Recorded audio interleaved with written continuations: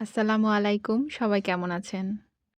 বরাবরের মতো আবারও একটি রেসিপি নিয়ে আসলাম। আজকের রেসিপি চিংড়ি দিয়ে লাল শাক ভাজি।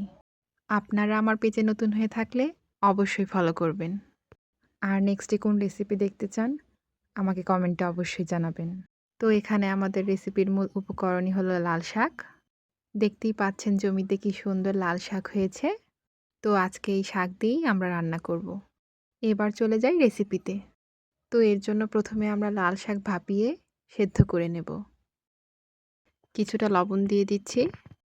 এবার ঢাকনা দিয়ে দিলাম। এখানে লাল শাক সিদ্ধ করে আমি একটি পাত্রে তুলে নিয়েছি। লাগবে পেঁয়াজ মরিচ কুচি, আদা বাটা ও রসুন কুচি, চিংড়ি মাছ, হলুদ, মরিচ, জিরে গুঁড়ো ও লবণ। কড়াইয়ে তেল দিয়ে দিচ্ছি। এবার দিচ্ছি রসুন কুচি, কাঁচামরিচ আর পেঁয়াজ কুচি। এবার সবগুলো মিশ্রণ ভালো করে নেড়ে নিচ্ছি। কিছুক্ষণ ভাজার পর এতে দিয়ে দিব আদা রসুন বাটা, লবণ, গুঁড়ো মরিচ, হলুদ ও জিরে গুঁড়ো।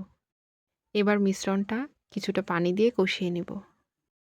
এ পর্যায়ে চিংড়ি মাছগুলো ঢেলে দিব। অল্প কিছুটা পানি দিয়ে চিংড়ি মাছটা অল্প আঁচে 10 মিনিট কষিয়ে নিই। যতক্ষণ চিংড়ি মাছটা কষানো হচ্ছে আপনারা আমার ইউটিউব চ্যানেলে সাবস্ক্রাইব করে আসুন। লিংক আমি কমেন্ট সেকশনে দিয়ে দিব।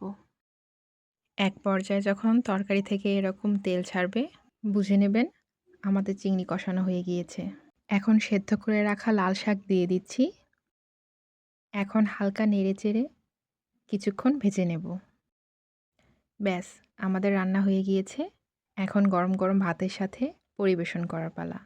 আমার বাচ্চারা বলেছে আজকের রান্নাটা নাকি অসাধারণ হয়েছে। আপনারাও আমার পদ্ধতিতে রান্না করে আমাকে জানান আপনাদের রান্নাটা কেমন হলো।